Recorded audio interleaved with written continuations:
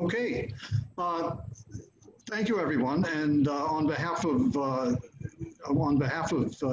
the executive committee, our president, myself, and the team here at CHTA, we really appreciate you joining us today so we can give you an update on a couple of key matters.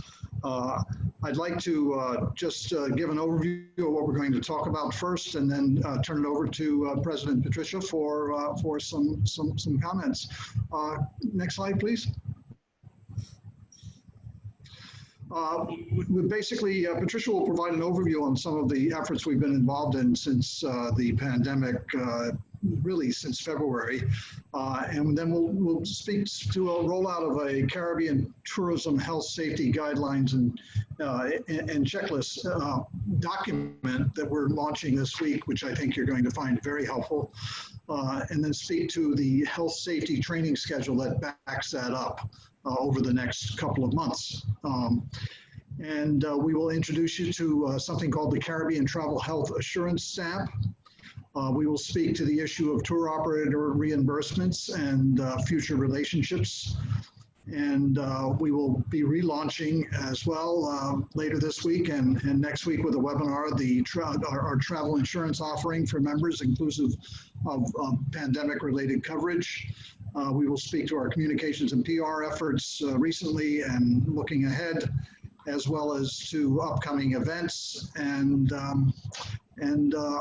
we want to encourage your dialogue, your participation. I think you can do it two ways, through online Q&A or through raising your hand. And we'll be monitoring that as we go along. And feel free to offer comments or whatever, and we'll make every effort to engage as we go along, and obviously try to keep us on track at the same time. A little bit of a balancing act sometimes. Okay, so Patricia, thank you so much. We welcome you to offer some introductory comments and background information to the members. Okay, well, good afternoon to the members of the executive committee that are on the call, members of the board of directors of CHTA, any past presidents that are on the call, fellow members, ladies and gentlemen. Thank you so much for joining us this afternoon. And I really do hope you've been managing through this unprecedented crisis. The past few months have tested us in ways that we could never have imagined. And while across our region, we're grateful that through decisive action and strong leadership at a governmental level, and a commitment by our people to follow and enforce health and safety protocols in our businesses and communities, that we've largely been able to contain and control the spread of COVID-19. We're ever mindful of the fact that the pandemic continues to ravage our key source markets and other countries around the world, and that the economic cost, but more importantly, the loss of life, has been unfathomable. While some of our destinations in the region have been cautiously reopening, the road to recovery will be slow, and the economic impact of the crisis on our region and on the tourism industry in particular will continue to impact us for months and likely years to come. I believe that it is fair to say that this crisis has underpinned the critical importance of organizations like the CHTA, and I am immensely proud of the work that our association has done over the past months. Before we begin, I would firstly like to thank Frank, Vanessa, Alexis, and Claire, as well as Bevan and the MEP team, for their tireless work over the past months that have ensured that as an association we can deliver value to our membership, provide support for our national hotel and tourism associations around the region, and work with other regional organizations to support their efforts in the fight against COVID. To give you a little snapshot of our efforts over the past months, since we met in January for Marketplace, and that event feels like it was a lifetime ago, I wish to highlight a few areas in which CHTA has been focusing its efforts. Many of you first became aware of COVID-19 and its potential threat when we held our first online meeting about it on February 4th, as it became clear that the COVID-19 then epidemic would likely become a pandemic. CHTA began working with NHTAs around the region, supporting their advocacy efforts to governments to institute relief and support measures for the industry. These efforts took the form of providing research, information, and where requested, involvement in meetings and assistance with government outreach.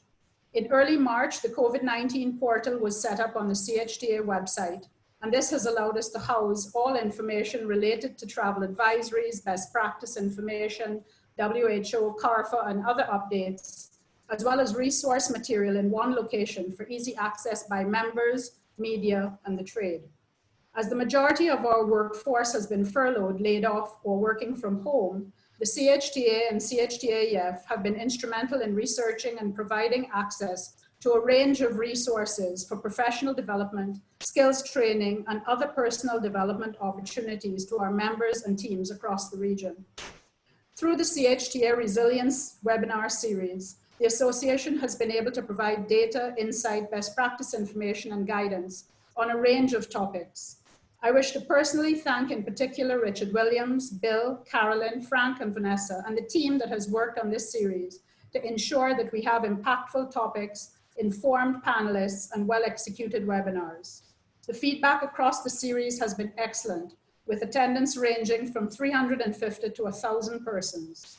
These have been well received by members and have had an extremely positive impact on both the reach and visibility of the association, and significantly improved the level of engagement between our membership and the association.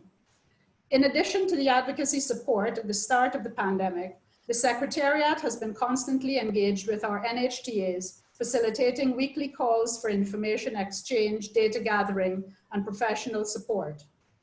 I would like to thank Brian Frontin, the president of CHTA, for his active engagement and his support at this crucial time. And I would like to thank all of those AEs, most of whom are working under incredibly challenging circumstances, for all that they're doing to keep the CHTA flag flying and provide support to our members. An effort that has taken up a considerable amount of my time, but particularly Frank and Vanessa's, has been the CHTA's effort on the Regional COVID-19 Task Force, which comprises CHTA, CTO, CARFA, the UNWTO Resilience Center, and the OECS.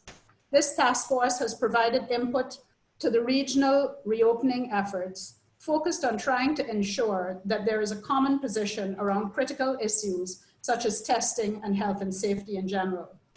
A significant part of this effort has been around the production of a set of regional health and safety protocols, which cover tourism boards, accommodation, ground transportation, food and beverage, attractions, and sites of interest.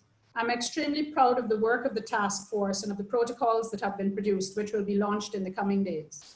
In addition to this effort, CHTA and CTO have submitted a proposal to the IDB for grant funding to provide support across a range of health and safety related training and technical support areas. We hope to learn in the coming weeks if our efforts to obtain the funding have been successful. Ensuring that the story of our region is told has been a key effort over the past months, and we have sought to ensure that information about the region is visible in the media through inclusion in various press briefings, guest appearances on webinars, press releases in print and online, and a heightened social media presence.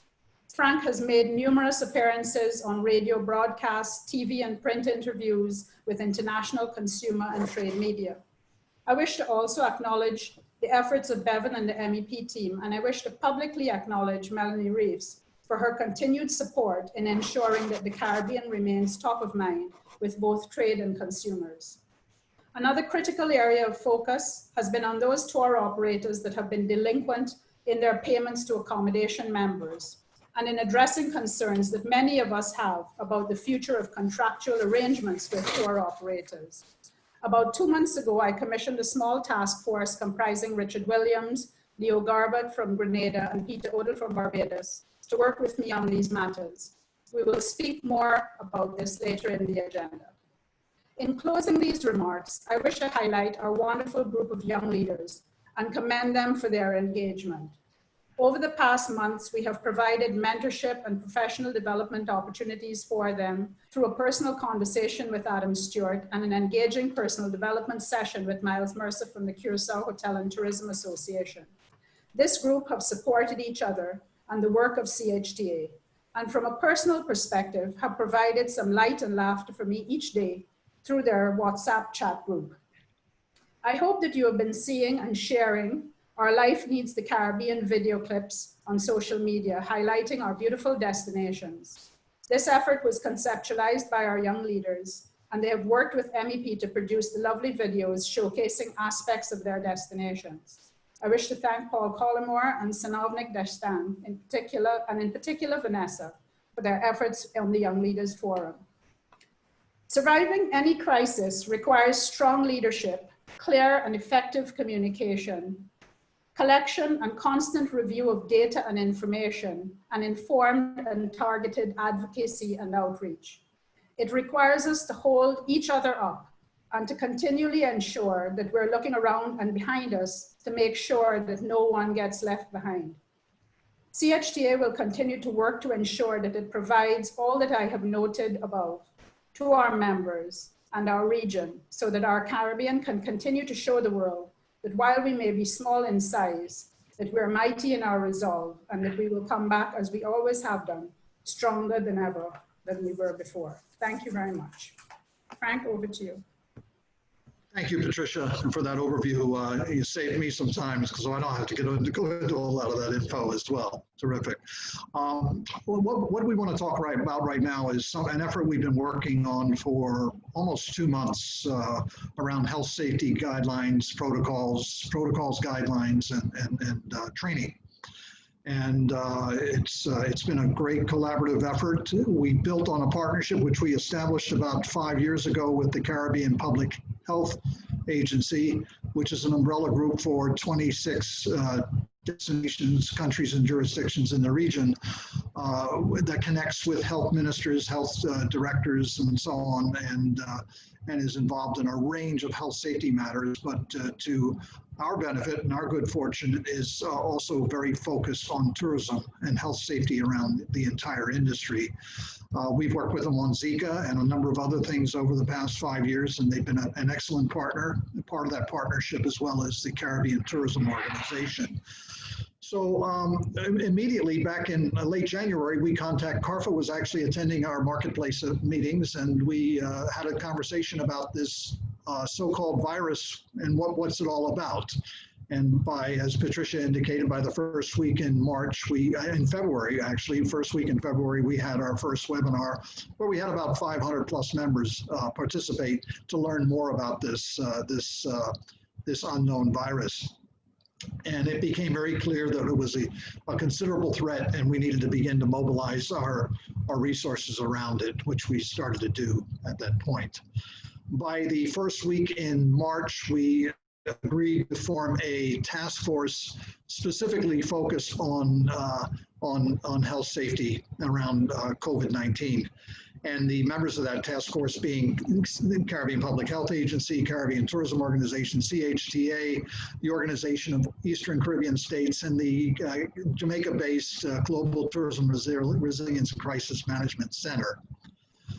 We basically convened ourselves and said these, as you can see here, our mandate, we gave ourselves a mandate to focus on the following areas: developing core health, food safety, and environmental sanitation standards for the industry, particularly around this particular virus, training and developing a training strategy around it, information sharing, which we've been doing from day one. A lot of the information on our resource center is a result of those collaborative efforts.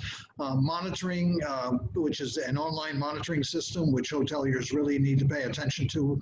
We've beefed that up, and we've got about 300 hotels in the Caribbean that are registered online with CARFA on a confidential monitoring system to monitor and provide technical advice live online that relates to the regional health authority, and if need be, also engages the local health authority in trying to assess the situation and determine how to mitigate it if need be, and get the local health authorities involved. And a recognition program, which we conceptualized actually 2 years ago with CARFA, and which basically the COVID-19 really gave us an impetus to accelerate it. And that's basically to provide a Caribbean travel health assurance stamp for healthier tourism for accommodation providers which participate in trainings. Initially for accommodation providers, ultimately being for others as well in the sector. If I may be able to share my screen. Okay, give me a second here. I'm going to take you through, so our task though that we want to speak to specifically today is the guidelines, standards and guidelines and so on, as well as the training that we put in place around this. Actually, if you can take me back to the original screen, and I'm going to go to slide number 5. Can everybody see that? Alexis, can you just put it back? No, stop the share screen and just put it back to this slide for a second.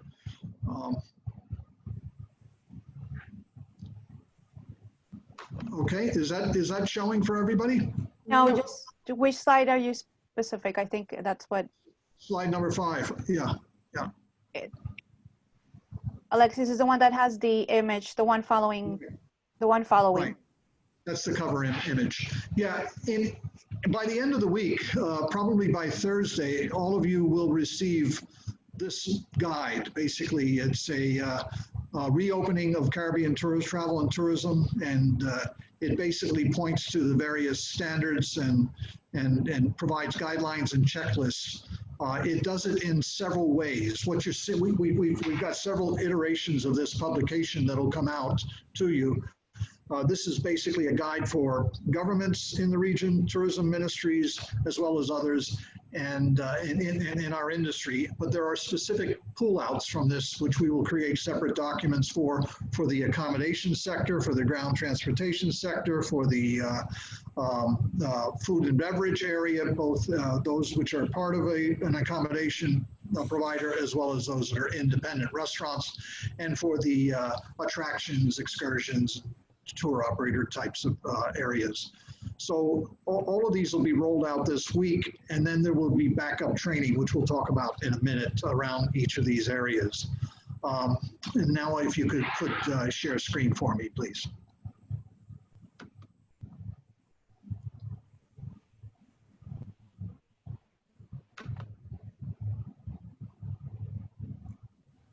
Give me 1 second, please, everyone. It's there.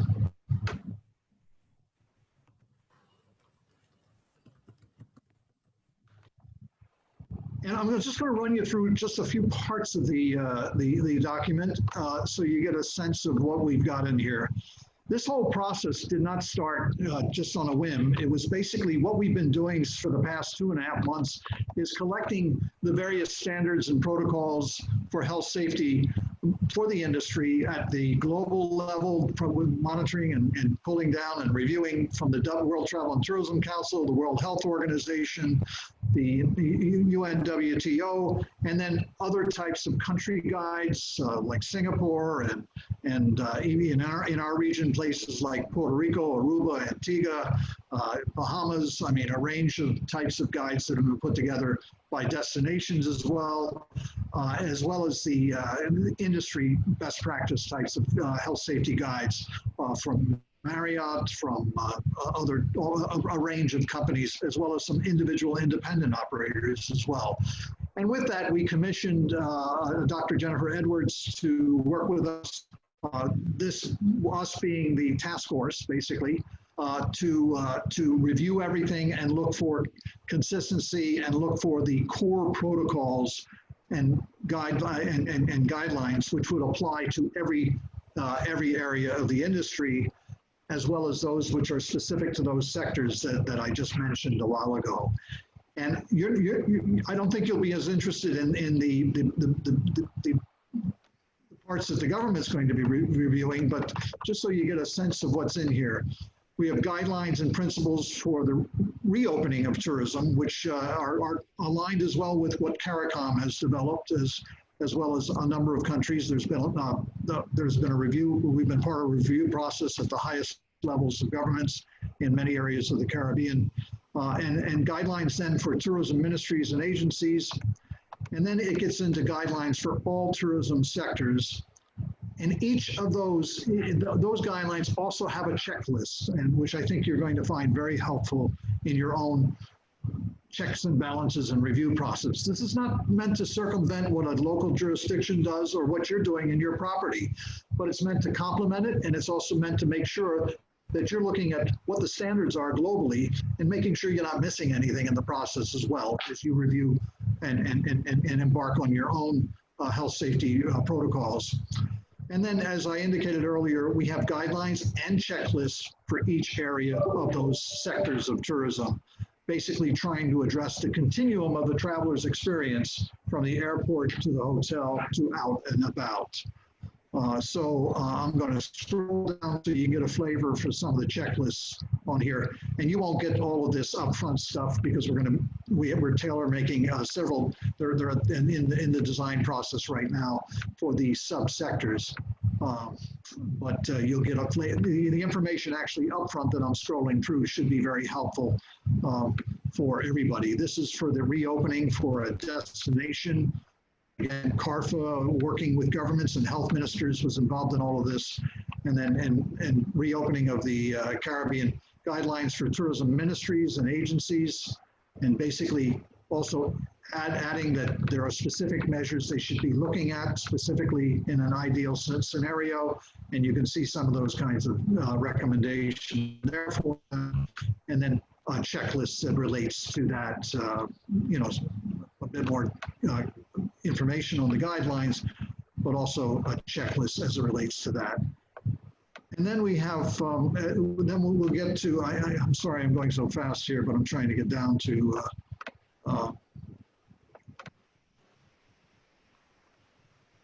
and I just want to, while I'm scrolling here, I just want to point something out as well. Our collaboration, based on everything that I can tell, because I'm involved in weekly calls with the World Travel and Tourism Council and others, our collaboration includes the public health officials at a regional level. I have not seen anything anywhere that provides a collaboration with the health officials at that level and also provides a stamp of approval kind of thing that the health authorities as well as industry are backing. So I think we're on to something that's unique globally as well. Okay, so then we get to, as I indicated, there's guidelines for all tourism services, no matter which area you're in. And then these are the checklists for all tourism services. And you can see it addresses what's going on, what's the counsel we're giving regarding physical distancing, infection prevention and control, ventilation and cleaning. And you get the whole picture there: temperature check, screening, real-time monitoring, receiving and delivery of supplies, and so on, management protocols, operationally, human resource training measures that you should have in place, and how you communicate, building trust and confidence, and signage, and a range of things around there. And here we have them for ground transportation. I'm going to scroll over that. The Caribbean Tourism Organization is working with that sector specifically. And I'm going to go right to the accommodations area right now so you can get a sense of what we're doing with that. Guidelines and checklists for Caribbean accommodations. So there's a bit of an overview there with some background information which should be reviewed. The points of the guest experience that we're covering within the entire protocols, the common health safety elements, which are then sub-broken down into it, and some overview of all of that. And then we get into a checklist and it's quite extensive. I think we know that a lot of the chains, the international chains in particular, have a lot of this already. But we also know that independent hotels don't have a lot of it, and we hopefully have saved them a lot of effort or have given them a backup guide that they can draw on to be able to help support all of their efforts. As you can see here, front desk services, the arrival experience, how luggage is handling, how concierges should be behaving, how your public areas like lobby, elevators, stairs, restrooms, how you're handling housekeeping and room delivery, rooms, F&B in a general way, because we get much more specific with F&B with another complementary set of guidelines for independent restaurants or that would accompany these for accommodations who provide those services as well. Facilities, amenities, and entertainment, pools, gyms, fitness center, spa, wellness facility. And all of this has been reviewed. Once we developed the drafts, we went through a peer review process, and we've had several dozen people in the industry have gone through and reviewed these, given us added feedback. We wanted to make sure that we weren't onerous and unreasonable in what we were suggesting, and all of that should be well covered in here. And then there's a repeat on food and beverage operations following the same format that you've seen with the other areas. Okay, thank you, Alexis. If you can take us back to the original screen. Are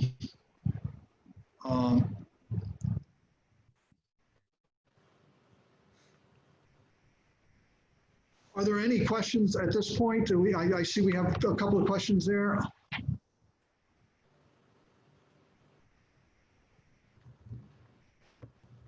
Yeah, I mean, we can get to these a little bit later, but and the cost, by the way, Mr. Demang has a question on what did you mean commission at a cost? Where did the funding come from? Well, Richard, we had to beg for that funding. We got it from two of our members, basically Carolyn and Patricia, who donated room stays, which we're going to be able to parlay into helping to cover the costs.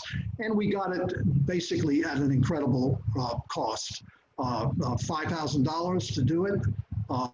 And I can assure you that it took about 200, 300 hours of the individual's time, plus hundreds of volunteer times to go over it. Are we trying, the other question from Richard is, are we still trying, why are we doing this if we're virtually, basically, other people have it? What is the value to members? I'm going to let members decide that. I think there's tremendous value to it. The feedback we've gotten from all stakeholders involved, particularly around the checklists and the checklists, has been incredible, and that's dozens and dozens of members who have been involved in the process. So hopefully, if you want to talk offline on that a little bit more, Richard, I'd welcome the opportunity to have a chat with you. If I might also just make a comment, Frank, and while I appreciate Richard's input and his opinion, at the end of the day, I would say that most of the destinations in the region are not open. A few of them are. And many of them have been speaking directly to us and working directly with us in putting this information together. So that's the answer to that question. So while it may seem to be running late, I can tell you, for example, at Barbados, we still haven't finalized our protocols. Many destinations are still in the final stages of putting them together.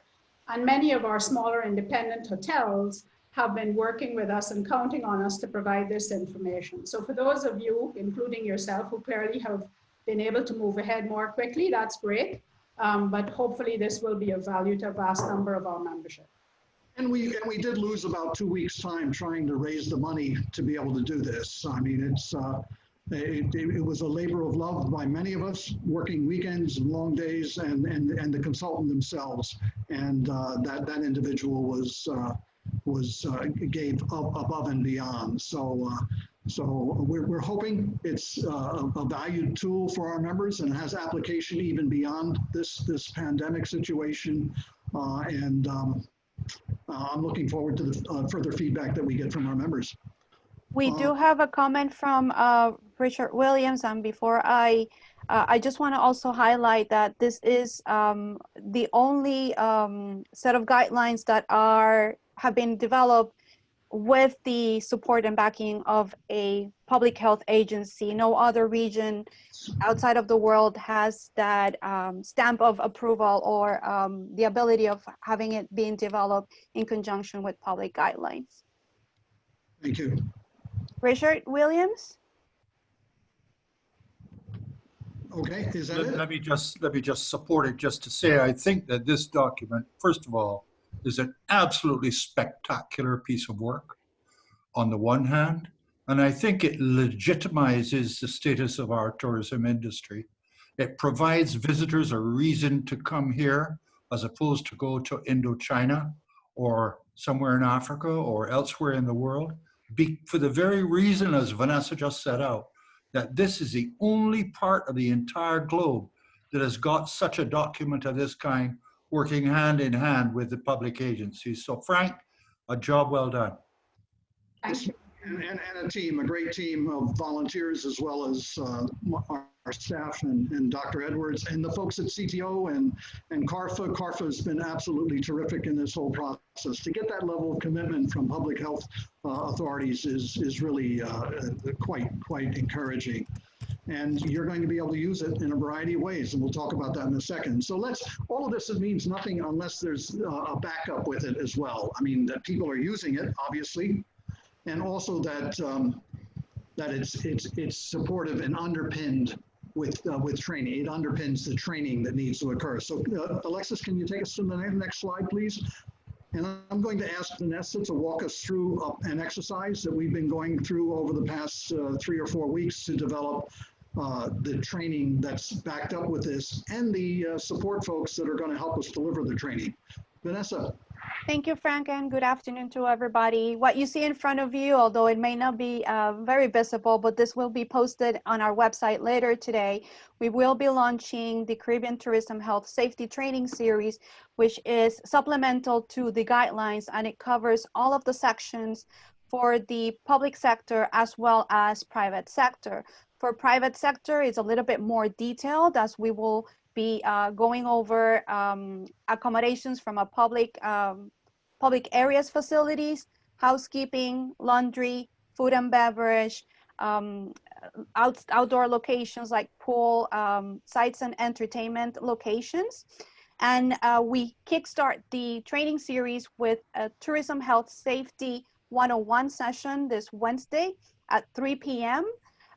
Led by CARFA. During all of our webinar series specific for this training, every session will have a highlight from the health perspective, just as an overview. And outside of the health specific webinar series, the next set of topics will be led by Ecolab, which is a global company that specializes on sanitization, hygiene, and cleaning products and services, and they've been reviewing the guidelines to make sure that everything complies with their regulations and standards as well. So our first webinar starts this Wednesday. We will continue having the webinar specific for the public sector every Wednesday at 3 p.m. And starting next week, our webinar sessions are going to be provided in English and in Spanish.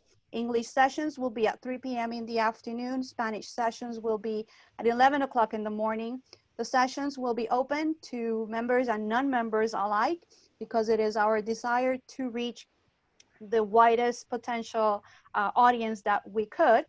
All of the businesses that register and attend all of the sessions will be, their information of attendance will be recorded, and the participation at the training series would apply towards the receipt of the Caribbean Travel Health Assurance stamp.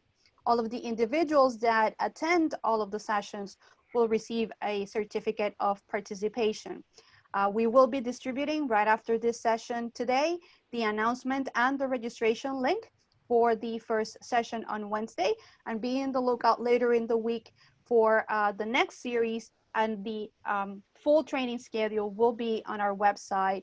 It's scheduled from June 24th through July 22nd. Thanks, Vanessa. That's it? Okay. Back to me, and next page, please. Now, another thing that I think is incredibly helpful in this whole process, we had mentioned it earlier, is the introduction of the Caribbean Travel Health Assurance stamp. And this is with it's basically to give add traveler confidence with recognition, which shows your commitment to their safety. It's being provided by the Regional Health Authority, CARFA, endorsed by CHTA, and it basically is an indication that your company has undergone special training. It's part of the online health safety monitoring system and monitoring and support system, which I mentioned earlier. It's an indication of your pledged commitment to the highest health safety standards, and it has promotional value as well. So what we will be doing, we're setting up the mechanisms to be able to identify everyone who's gone through training, what company and the individual who's gone through the training, the various training that Vanessa just mentioned. And with that, at the completion of the first round of training, the end of July, we will then work with CARFA on basically recognizing everybody who's gone through the training and providing a recognition certificate, not a certification, a certificate, but also in as they register for the online monitoring system, which for accommodations providers, which I indicated we've got about 300 on there, we got to get it up even more. They will be able to then be receive this stamp, and they'll be able to use it in their marketing and other kinds of things, just to provide added assurance. There are other stamps that we think we're going to seek to companion with, and that's I'm pretty confident that the World Travel and Tourism Council will endorse what we're doing and provide additional assurances for folks. So we just wanted to provide that backdrop of information. Any questions out there before I go to the next slide? We go to the next area. There was a question from Trevor in Turks and Caicos, basically saying that, as I understood it, it's basically indicating there should be consistency in these protocols across the entire region and by our industry, and I agree with it. And we originally tried to do that, working with several heads of government and other jurisdictions, and it just became difficult, so we advanced it as you're seeing it today. Everybody has their own timelines, their own situations, and we've made as you read this, you'll see that we've made it so that it's adaptable in many, many different types of situations. Okay, any other comments before we move on? I'm going to ask Patricia to speak to what we've been doing around tour operator reimbursements and future relationships, a really critical area that has cost a lot of our members a lot of cash flow out of hand. And Patricia, why don't you brief folks on what we've done and see if anybody has any questions or comments regarding where we're going with it as well. Right, okay, so just briefly, as many of you would probably know, over the course of the last couple of months, a number, particularly of the larger volume operators, had taken arbitrary decisions to change payment terms for stays that would have taken place between January and March. The biggest offender in that being TUI. Their receivables to many of our memberships were in the tens of millions of dollars across the region. They had made an initial decision to delay payment on a plan that would take us all the way through to next year. We basically tackled that using press releases that we put out in the international trade press. We also contacted TUI and some of the other operators directly, had a small task force working on it, Richard Williams, Leo Garbett, and Peter Odell. And we have been able to get through that effort to get TUI to revise their payment plans so that for their largest receivables, they will be paid in a more aggressive manner. And we have seen, as a result of our efforts, a number of operators come back to the table and have started paying down, and in some cases have completely paid the amounts of monies due. But this really highlights an ongoing issue with respect to tour operator contracts and the fact that many of the large operators require credit terms in order to deal with, in order to sign your hotels. And while many of us, as we move forward, seek to diversify how we bring business in and put more focus on direct business, the reality is that for many destinations, tour operators and OTAs still produce a large amount of business to the region. And so we're working to see again how we can get many of our hotel members on board with respect to coming up with a common position across the region that seeks to say to those doing business with us that we will not do so on a credit basis. It has gotten the attention of some governments. In the case of Barbados, for example, the government is adamant that they would prefer that the industry not deal in this way with operators. It puts way too much risk on independent businesses. And certainly when you look at the fact that a vast majority of our islands in the region are so heavily dependent on tourism and on the accommodation sector when situations like this happen. I mean, most recently Thomas Cook, and now this, you're left in a situation where the businesses that really are needed to keep the economy of the country going are left struggling. So we're starting with a pilot effort in Barbados.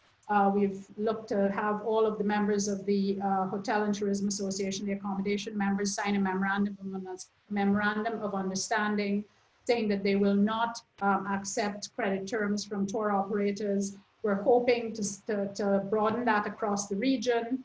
And we will certainly keep you updated with regards to progress on that. But again, it's one of those things that really is going to take everybody's committed effort and will, because of course, once we start, splitting up and going our separate ways, then the effort there is lost. But it really is an area of concern and has been for many, many years. And I think there is an opportunity for us to change that if we're all committed to a common cause with a common goal. So we'll continue working on that front, and we will keep you posted. Any questions on that? I mean, we do know that, from several members that we were successful in helping to save, get reimbursed a considerable amount of revenue. So, and we'll just continue to plow through, and hopefully we can see additional results. There's still some challenges out there, and as Patricia indicated, there's long-term challenges as well. And what Barbados is working on could be an excellent model which we can share with others and build on. So congratulations and thank you to Peter Odell and Patricia and Richard and Richard Williams and a few others that are working on this. Thank you, Frank.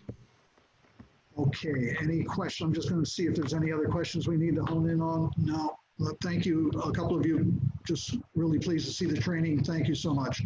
And we're looking forward to rolling that out.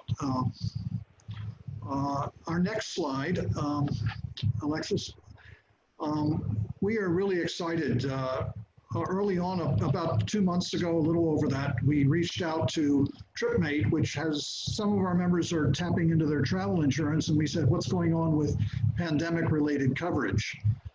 And they said, well, TripMate, if you're not familiar, we have a partnership with them for almost 2 years, and to provide insurance coverage for members. They can tap into it. It integrates with their online booking system. And they basically said, they're owned by Generali, which is the 3rd largest insurance company in the world. And they indicated that, yes, we can provide that. We do provide pandemic-related coverage. I mean, obviously, you can't claim it after you've gotten COVID-19 if your travel plans are not in place. But it does apply, and there are some restrictions, and the level of coverage needs to be communicated as well to members. We don't have time to go into all the details on that, nor do we have the expertise on that. So what we have done is we've scheduled a webinar for July 2nd to go over the program. And in addition to it being a great member value and its competitive pricing in terms of premiums for travelers, which we know are high demand. Some Travel's research indicated that just recently as well. We also have made an arrangement with TripMate so that participating hotels and associations at our, based on our arrangement with them, we've made an arrangement so that a revenue share can be also shared with the participating hotel, provided they're a member, as well as with the local association, provided they're helping us to promote this as well. So we're ready to launch this and with details next week. There is a webinar scheduled for July 2nd, and I think you're going to find it very helpful to be able to provide this added assurance that travelers are really gravitating to more than they have in the past. So I think, Frank, it's one of the things that we found is that certainly out of the UK and others, many of the travel insurance that travelers are purchasing do not cover pandemic. And it's been one of the challenges in terms of persons having the confidence to book. So the fact that TripMate does, and that we can offer it to our guests, I think is something that, you know, is a huge plus for us. Because when you look at the research that's been done, many persons traveling now are reticent to do so if they can't protect their trip against changes that they don't necessarily have anything to do with. So I would encourage all of you to get as much information as you can. As Frank says, there is a revenue share component there, but it also provides you with an additional piece of assurance that you can offer your guests to be able to feel comfortable traveling to your destination and to your particular hotel. Okay, great. Next slide, please, Alexis. I'm not going to go into details on this because Patricia did cover some of this. Just rest assured that we're out there regularly with communications and PR efforts to raise our profile as an industry, as a Caribbean, providing support locally as requested as well with associations. We've been doing quite a bit. I think we've had an incredible amount of coverage in the trade media. We've been actively involved in providing updates with all the major U.S. Media and international media as well, and interviews, a range of things that are providing some assurance. Part of our messaging is that the Caribbean actually has come through thus far the COVID crisis better than most areas, if not any other area in the world. And the assurances that we give around that are tied to the health safety protocols that governments as well as our industry have put in place, our recognition early on that we needed to close our borders, particularly for cruise travel coming in because of the recognition of the potential high infection rate with those travelers. And it's being recognized, and we're hoping that we can sustain that. And with that, be able to use that in our ongoing marketing and public relations. We also have reactivated CaribbeanTravel.com. Thank you to Carolyn Trevescoy, who's taken a lead on that with us. And Melanie at USA Today, who's been writing with the support of Alexis and on our team several times a week, writing articles and getting things posted on there and shared. And we've increased the amount of exposure with that for a very, very small fee that we're paying to the provider for that. And we're raising some money as well for some exposure. So there is an opportunity. Anybody that would like to profile their company a little bit on it for a very small fee, that's available as well. You could see Alexis or myself or Vanessa or Carolyn or whatever, and we'd be glad to help facilitate that. We've had about 6 hotels that participated on it so far. And with that, we're also we have posted on our resource center a very useful tool that the travel trade's been using, and that's the travel advisory by destination. And MPE updates that daily for us. It's very current. So if you go on there, if any of your partners are asking, or our partners who are listening are looking for what's the status for the opening in so-and-so, they can go on there and it's up to date, current, and they can find out details on that. We're in a process right now where we need your help as well. We sent out a note last week asking for hotels to tell us when they plan to open, if they're not open already, and how much of their operation they plan to open. It's very simple, two questions, I think it is, that you need to reply to us on.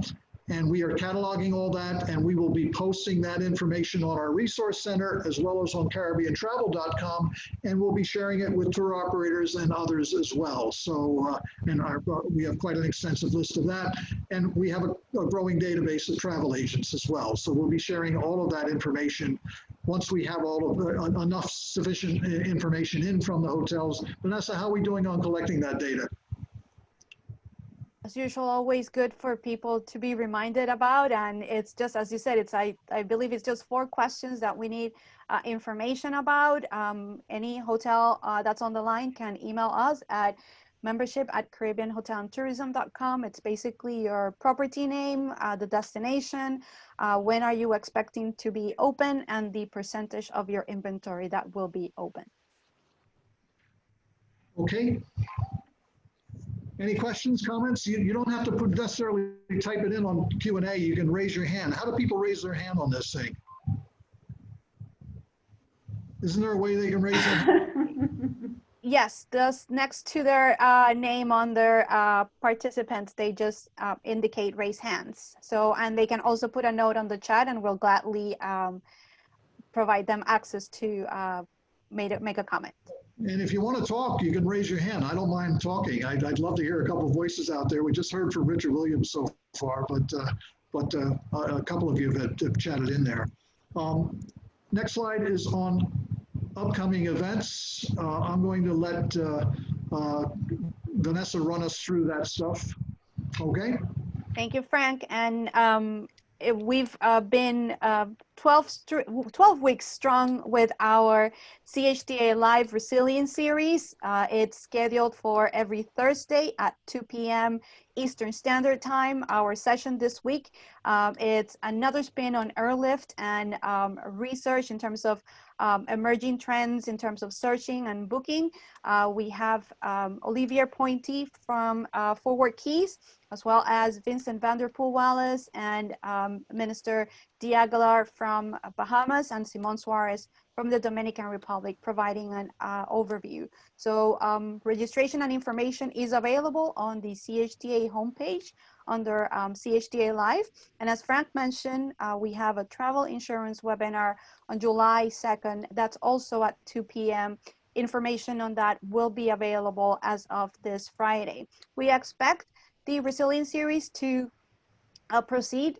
There's still many topics that we wish to cover to supplement some of the discussions that we've already have, some of the comments that we've received from members and businesses throughout the industry. So if there's anything that you want us to tackle that you haven't heard at any of the Resilience series webinars, please put a note on social using the hashtag CHTA Live, or you're welcome to email any of the CHTA team members. We proceed with AGM, the annual general meeting. We were all scheduled to be in Miami this week for Chief and Taste of the Caribbean, which unfortunately will not be taking place this year. So we've moved our annual general meeting and board meeting to October 16th. As soon as we have specific details on the time for that meeting, we will certainly share that with the membership. This Friday is our last session for Liming with Taste. If you have not joined us, you have missed a wonderful exchange with our mixologists and Hall of Famers and a few of the participants at Taste of the Caribbean. We've had 7 sessions to date. We've reached about 29,000 reach for social just on our videos. This Friday is our last session. We ask that you join us. It's going to be a little bit of a wrap up, and we're going to be liming, seeing that it's our last session, at least for now. Just be in the lookout for more information, because we are cooking up a few things just to keep the spirit of Taste of the Caribbean alive during the next few months. Vanessa, if I just interject there, I really want to thank you and the judges from Taste for your effort in that regard. I have had so many people from the widest cross section, tell me that they've logged on, how extremely beneficial they find it. The topics have been really engaging, a lot of discussion about linkages, ideas for, how we can present our mixology and mixologists in a much more beneficial way. It's really been an excellent, excellent series, and I would like for us to try and see if we can find a way in some form to keep that engagement going, because I think it speaks to a whole different audience within CHTA that we tend to only speak to for taste. And I think it's a really wonderful opportunity for us to showcase that whole aspect of the work that we do. And when you listen to almost every person that came on that the different sessions, they have benefited from the Taste of the Caribbean program and have gone on to, to make extremely successful businesses or have themselves been able to market themselves much better as a result of the efforts of CHTA. So really well done on that. I've thoroughly enjoyed the sessions, and I would encourage anyone who hasn't yet logged on to do so. But I'd like us to try and continue to do it in some way, shape, or form. Definitely, and part of the plan, I mean, like you've mentioned, Patricia, you've by those that are attending from a panelist perspective, you see the results of all of the training sessions and the competition and the camaraderie that takes place at Taste of the Caribbean. So we've been able to reach a wider audience, and that's why that was one of the objectives of Liming with Taste, as well as giving a platform for the food and beverage community to be able to learn, exchange, and talk amongst peers. So we will be launching further sessions probably as of August, September. There is some discussions about potentially doing virtual competitions at some point in September and October. We just have to kind of like make sure that we develop the concept so that we allow everybody for the appropriate exposure. And with regards to food and beverage, I just want to point out that we are in the final stages of signing an MOU with ACF, the American Culinary Federation, which would allow us further connectivity with the food and beverage community, as well as additional resources for the food and beverage community as well. And because of the Liming with Taste sessions, we actually will be featured in a Caribbean happy hour during the ACF convention later in August. So we're very happy about that. On July 7th, we will be launching the CHTA town hall meetings. This will be taking place every Tuesday, 3 sessions where we'll be having special invitations to several segments of our membership. And the idea is to provide and facilitate an opportunity for engagement, but also to hear some of the challenges that those specific segments are going through, and as well as providing an overview of some of the CHTA activations and how else we can help those segments pull through the recovery and for any other future programs. This Wednesday, we're also launching on Facebook at 9 a.m. in the morning, CHTA's Caribbean Tourism Fireworks.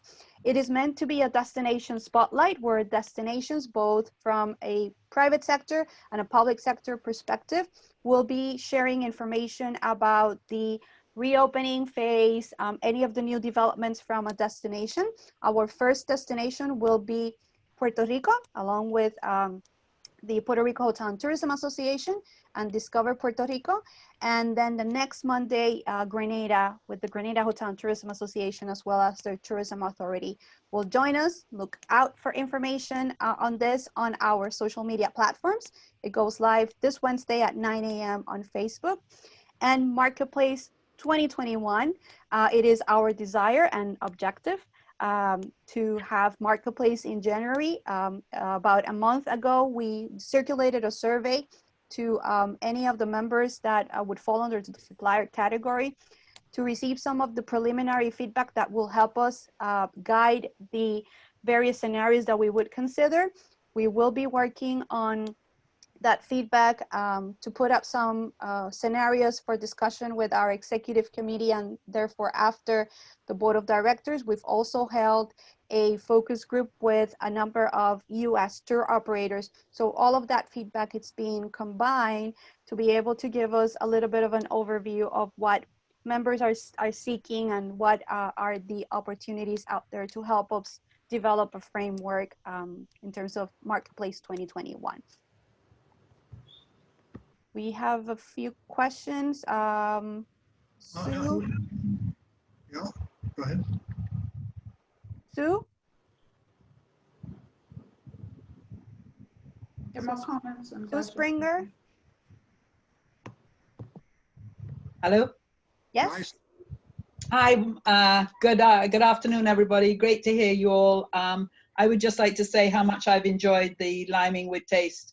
I think that is an incredible series that you've done, and it really did enhance the enthusiasm of everybody in food and beverage you do get when you get to taste. It's been fabulous, and I'm glad to hear that you're thinking about doing possible virtual competitions. What I did wonder from that, when you spark saying it was good to get hold of the food and beverage community, and I know you are inundated with work at the moment, and I would like to also congratulate you on the incredible work you've done regarding the protocols, the lists, and now the training.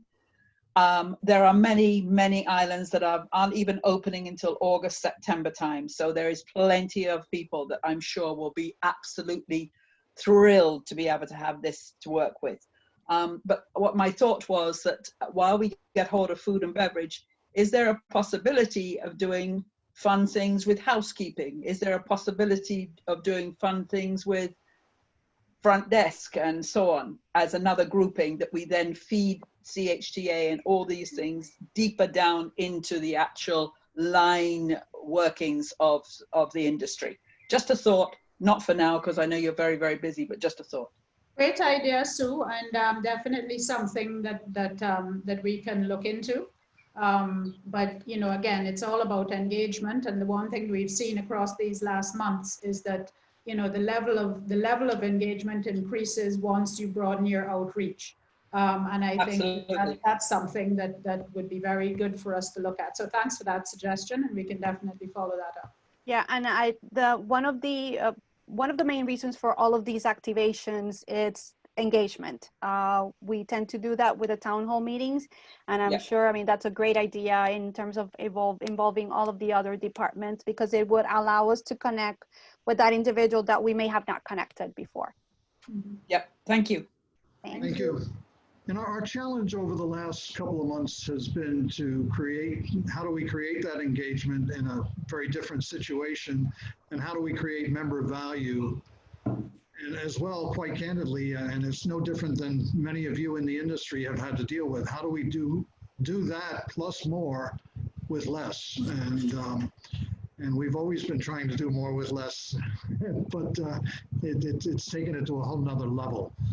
I want to thank my team as well. Each of them, can you go to the next slide?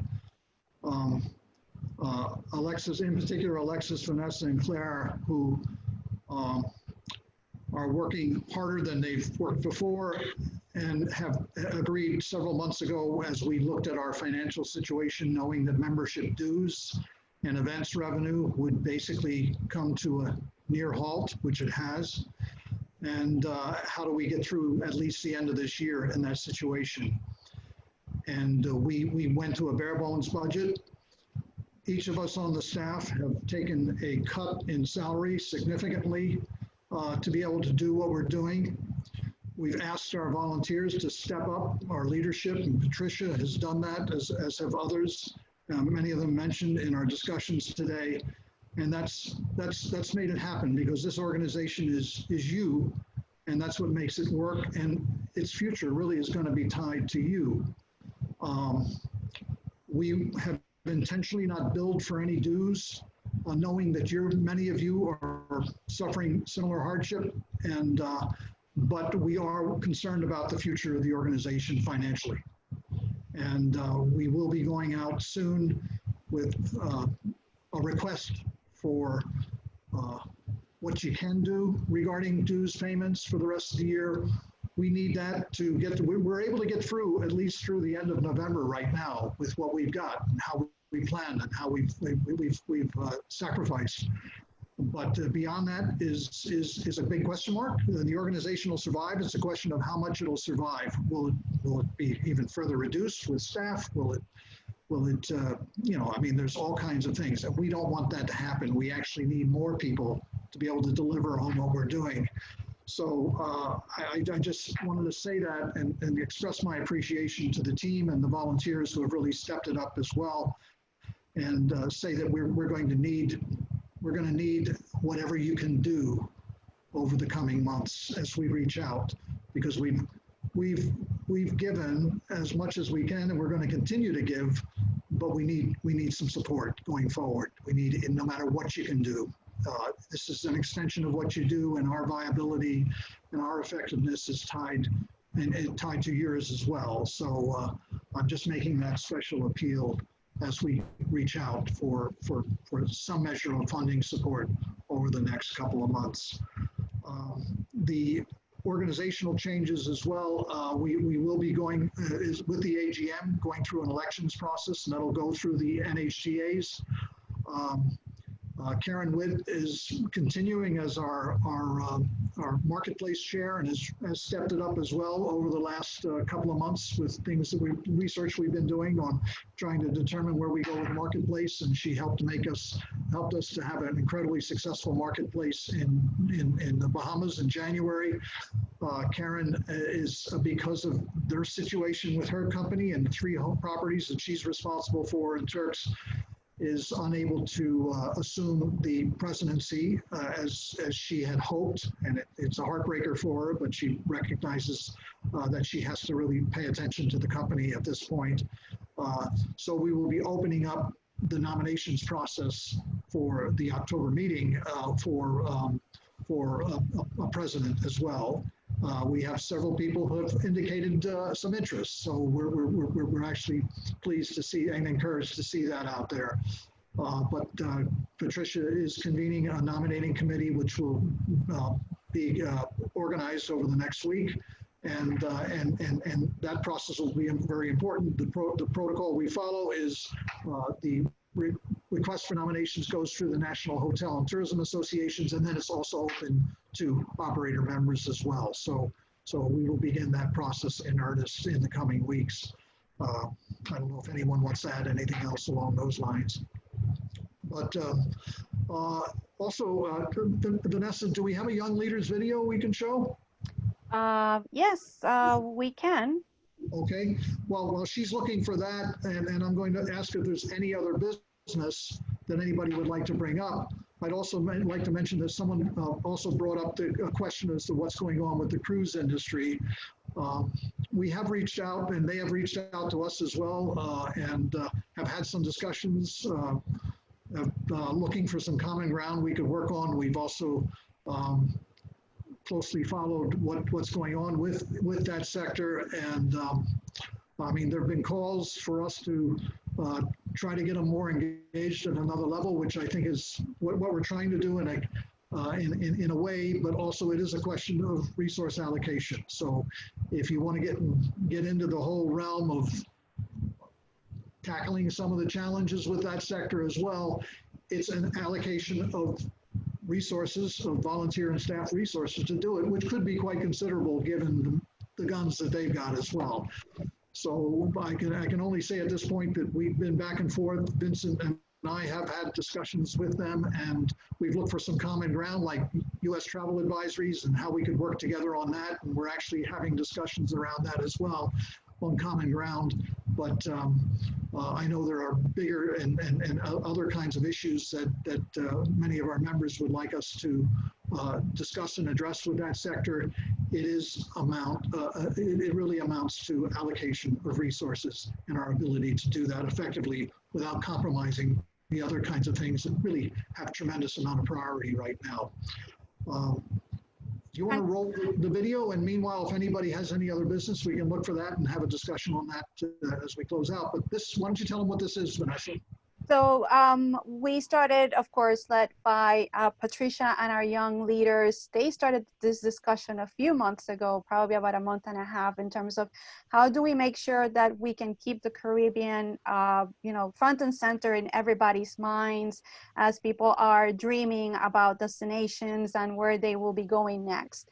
So we've asked our young leaders who have been very engaged to give us a very different perspective and view of their destination. And we asked them to share some of the hidden gems within their destinations, as well as special places, things that they love to eat, and that are features in their destinations. It's under the tagline of Life Needs the Caribbean, and it is presented by our young leaders. A new video comes up every Tuesday and Friday, I believe, if I remember correctly. So this is just one of the versions.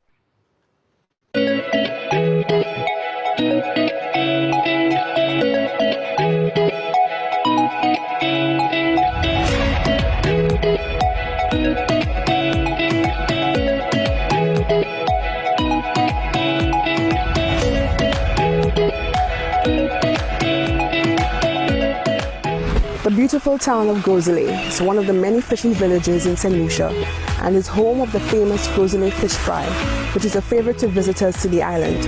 The sweet Caribbean rhythms and the local cuisine remind everyone that life needs the Caribbean. See the fishermen, the birds, the town's children, all a part of this Caribbean sea. So come on over, we're waiting for you.